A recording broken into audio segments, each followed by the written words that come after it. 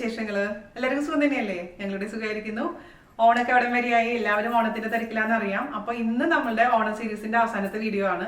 അതായത് നമ്മളൊരു പായസമായിട്ടാണ് വന്നിരിക്കുന്നത്, കുമ്പളങ്ങിയ പായസം. ഞാൻ ഇതുവരെ കുമ്പളങ്ങിയ പായസം ഉണ്ടാക്കിയില്ല എന്നുള്ളത് എനിക്ക് റീസെന്റ് ആയിട്ടാണ് മനസ്സിലായത്. നാട്ടിൽ പോയപ്പോ ഞാൻ എന്ത് ചെയ്തു, കുമ്പളങ്ങയും മത്തങ്ങയും എല്ലാം കൂടി പായസം ഉണ്ടാക്കി. അപ്പൊ ചേട്ടൻ പറഞ്ഞു രണ്ടും നമുക്ക് വേണ്ട, ഏതെങ്കിലും ഒന്ന് മതി. അപ്പൊ ശരി, കുമ്പളങ്ങ ആയിക്കോട്ടെ എന്ന് വിചാരിച്ചു. മത്തങ്ങ പായസം നമുക്ക് വിഷുവിന അടുത്ത ഓണത്തിനെങ്കിലും ചെയ്യാം കേട്ടോ.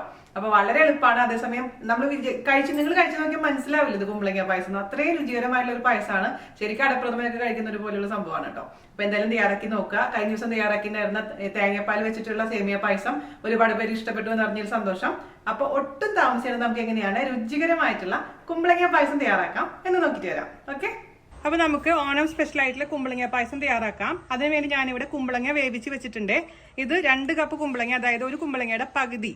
അതിന്റെ തൊലിയെല്ലാം കളഞ്ഞ് ഉള്ളിലത്തെ കുരുവൊക്കെ കളഞ്ഞ് വളരെ നൈസാക്കി അരിഞ്ഞതിന് ശേഷം 1/4 കപ്പ് വെള്ളം ഒഴിച്ചിട്ട് 2 വിസിലടിച്ചു. എന്നിട്ട് ഓഫ് ചെയ്തിട്ടു കേട്ടോ.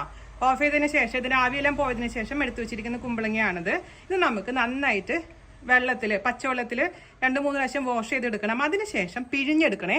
വെള്ളം കംപ്ലീറ്റ് കളഞ്ഞതിന് ശേഷമാണ് നമുക്കിത് ഉപയോഗിക്കാൻ പറ്റുള്ളൂ. അല്ലെങ്കിൽ നമ്മുടെ കുമ്പളങ്ങയിലത്തെ വെള്ളം പായസത്തിലോട്ട് ഇറങ്ങുമ്പോൾ ഒരു പച്ച കുത്ത് വരും, പച്ചവെള്ളത്തിന്റെ ടേസ്റ്റ് വരും പായസത്തിന്. അതുകൊണ്ട് നമുക്കിതങ്ങ് പച്ചവെള്ളത്തിൽ വാഷ് ചെയ്തതിന് ശേഷം നന്നായി പിഴിഞ്ഞെടുക്കണം. അപ്പൊ നമ്മൾ അടപ്രഥമനൊക്കെ വെക്കുമ്പോൾ അട വെള്ളത്തിൽ വാഷ് ചെയ്ത് വെക്കില്ലേ, അല്ലെങ്കിൽ ഒട്ടിപ്പിടിക്കാതിരിക്കാൻ വേണ്ടിയിട്ട്, അതുപോലെ തന്നെ കുമ്പളങ്ങ പായസം ചെയ്യുമ്പോഴും അങ്ങനെ തന്നെ ചെയ്യണം കേട്ടോ. അപ്പൊ നമുക്കിത് തണുപ്പിച്ചതിന് ശേഷം പിഴിഞ്ഞു കൊണ്ടുവരാം. അപ്പൊ നമ്മൾ കുമ്പളങ്ങ പിഴിഞ്ഞപ്പോൾ ഇത്രേ ഉള്ളൂ കേട്ടോ. ഞാൻ ചെറിയൊരു അളവിൽ ഉണ്ടാക്കുന്ന പായസം. ഇതിപ്പോ ഇതിന്റെ കൂട്ടത്തിൽ കൂടെ നമ്മൾ ചവരിയും കൂടെ ചേർക്കുന്നുണ്ട്. ചവരി ചേർത്ത് കഴിഞ്ഞാലാണ് പായസത്തിന് ഒരു കൊഴുപ്പുണ്ടാവും, അതുപോലെ തന്നെ കടിക്കാനൊക്കെ കിട്ടുള്ളൂ. അപ്പോൾ നിങ്ങൾക്ക് കൂടുതൽ എമൗണ്ട് വേണമെന്നുണ്ടെങ്കിൽ 1 കിലോ വരെ നമുക്ക് കുമ്പളങ്ങ ഉപയോഗിക്കാം കേട്ടോ. അതായത് 4 കപ്പ് കുമ്പളങ്ങ, ഞാനിപ്പോൾ 2 കപ്പാണ് എടുത്തിരിക്കുന്നത്.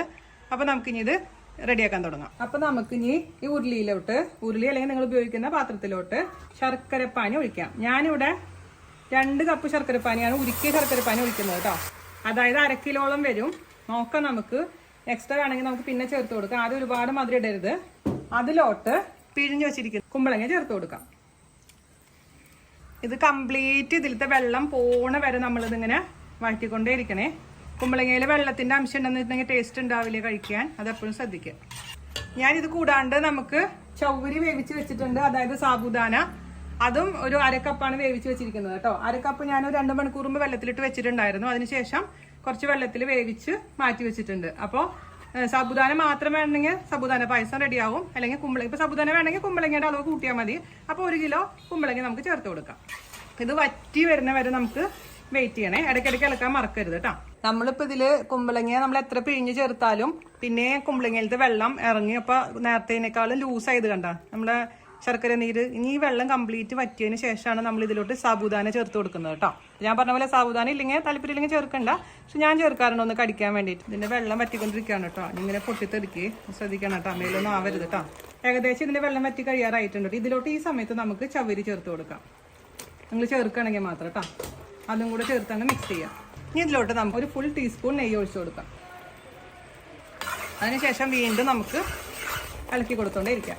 അപ്പോൾ ഓൾമോസ്റ്റ് ഇതിൽ വെള്ളമൊക്കെ പൊട്ടിത്തെറിച്ച് പോയിട്ടുണ്ട് കേട്ടോ. ഇനി നമുക്ക് ഇതിലേക്ക് 2 പാൽ ഒഴിച്ചു കൊടുക്കാം. ഒരു 2 ഗ്ലാസ് ആദ്യം ഒഴിച്ചു കൊടുത്ത് മിക്സ് ചെയ്യാം. അതിന് ശേഷം പതുക്കെ കുറച്ച് ഒഴിച്ചു കൊടുക്കാം കേട്ടോ. ഇതൊന്ന് തല വരുമ്പോൾ വീണ്ടും ഒഴിക്കാം കേട്ടോ. അപ്പോൾ നമുക്ക് ബാക്കിയുള്ള പാലും കൂടെ ഒഴിച്ചു കൊടുക്കാം കേട്ടോ. അപ്പം ഞാനിതിലേക്ക് മൊത്തം 4 കപ്പ് 2 പാലാണ് ഒഴിച്ചിരിക്കുന്നത്. അപ്പൊ ഞാൻ 1 കപ്പും കൂടെ 2 പാൽ ഒഴിച്ചിട്ടുണ്ട്. അപ്പൊ മൊത്തം 5 കപ്പ് 2 പാൽ ഒഴിച്ചിട്ടുണ്ട് കേട്ടോ. നമ്മൾ കുട്ടമ്പായിന് ഇളക്കി കൊടുത്തോണ്ടിരിക്കുന്നത്. പിന്നെ ഇനി ഇതൊന്ന് പറ്റി വരുമ്പോഴാണ് 1 പാൽ 2 കപ്പ് ഒഴിച്ചങ്ങ് ഓഫ് ചെയ്യും. 1 പാൽ ഒഴിച്ചിട്ട് പിന്നെ തിളപ്പിക്കേണ്ട ആവശ്യമില്ല. ചെറുതായി ചൂടായി വരുമ്പോഴത്തേന് ഓഫ് ചെയ്യണം, അല്ലെങ്കിൽ പിരിഞ്ഞു പോകും. തീ കുറയ്ക്കണേ. 2 കപ്പ് തൈമ്പാൽ എടുത്ത് വെച്ചിട്ടുണ്ട് കേട്ടോ. 2 കപ്പ് തൈമ്പാലിലോട്ട് ഞാനിതിലോട്ട് ഏലക്കപ്പൊടി, പിന്നെ ചുക്കുപൊടി, അതുപോലെ തന്നെ ജീരകം പൊടിച്ചത് 3 ചേർത്ത് മിക്സ് ചെയ്തിട്ടുള്ളതാണ്. അതങ്ങ് ചേർത്ത് കൊടുത്ത് അപ്പം തന്നെ ഇളക്കി കൊടുത്തോണ്ടിരിക്കണം കേട്ടോ. ഒന്ന് ചൂടായി വരുമ്പോൾ നമുക്ക് ഓഫ് ചെയ്യണം, തിളയ്ക്കാൻ പാടില്ല. നന്നായിട്ട് മിക്സ് ആയിക്കോട്ടെ. അപ്പൊ ഈ ഒരു കൺസിസ്റ്റൻസി വേണം, അല്ലെങ്കിൽ എന്ത് പറ്റുന്ന വെച്ചാൽ ഇരിക്കുമ്പോൾ ഭയങ്കര തിക്കായിട്ട് മാറും. ഇപ്പൊ കറക്റ്റ് ആണ്. അപ്പൊ ഒന്ന് ചൂടായി കഴിഞ്ഞാൽ നമുക്ക് ഓഫ് ചെയ്യാം. നമ്മൾ 3 തേങ്ങ എടുത്തിട്ടുണ്ടായിരുന്നു കേട്ടോ. 3 തേങ്ങയിൽ നിന്ന് 2 കപ്പ് തൈമ്പാലും 5 കപ്പ് 2 പാലാണ് എടുത്തിരിക്കുന്നത്. ഇനി നമ്മൾ ഇതിലോട്ട് ചേർത്ത് കൊടുക്കുന്നത് തേങ്ങക്കൊത്ത് വറുത്തതും അതുപോലെ തന്നെ അണ്ടിപ്പരിപ്പ് വറുത്തതുമാണ്. ഞാൻ മുന്തിരി ചേർക്കുന്നില്ല. മുന്തിരി ചേർക്കുമ്പോൾ ഭയങ്കര ഒരു പുളിരസം വരുന്നുണ്ട്. അപ്പോൾ അതുകൊണ്ട് നമ്മൾ മുന്തിരി ഒഴിവാക്കാം. ചേട്ടനാണെങ്കിൽ ഞാൻ തീർച്ചയായിട്ടും മുന്തിരി ഒഴിച്ചു കൊടുക്കും. പക്ഷെ ചേട്ടൻ ഇപ്പം മധുരം കഴിക്കാണ്ടായി. ഓഫ് ചെയ്യാം കേട്ടോ. ഇതിലോട്ട് അണ്ടിപ്പരിപ്പ് വറുത്തത്, നെയ്യിൽ വറുത്തതാണ്. അതുപോലെ തന്നെ കുറച്ച് തേങ്ങാക്കൊത്ത് വറുത്തതും കൂടെ ഇട്ട് കൊടുക്കും. ഇത്രയുള്ള പരിപാടി. ചൂടാറുമ്പോൾ ഇതിൻ്റെ കൺസിസ്റ്റൻസി ഞാൻ കാണിച്ചു തരാം കേട്ടോ. ഉപ്പിട്ടില്ല.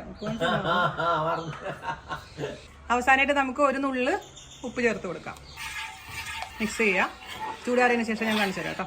അപ്പോൾ നമ്മുടെ പായസം ചൂടാറിയുണ്ട് കേട്ടോ. കണ്ടോ, ഈ ഒരു കൺസിസ്റ്റൻസിയാണ്, കറക്റ്റ് കൺസിസ്റ്റൻസിയാണ്.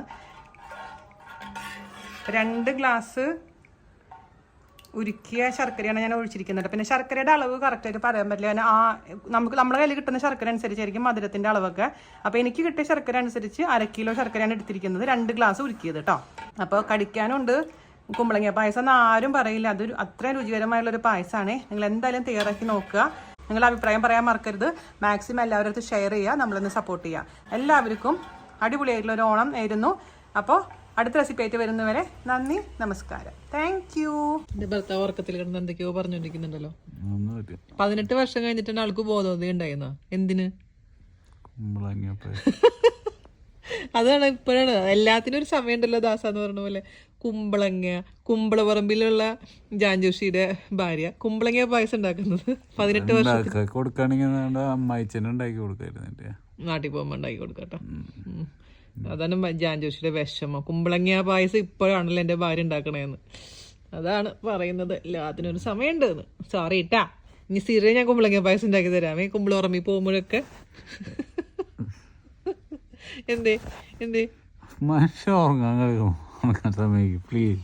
അയ്യോ കുഞ്ഞാവോട്ടെ. എനിക്ക് എന്നെ ബ്യൂട്ടി സ്ലീപ്പ് കിട്ടിയ പറ്റൂല. ഉറങ്ങിക്കോ. Good night.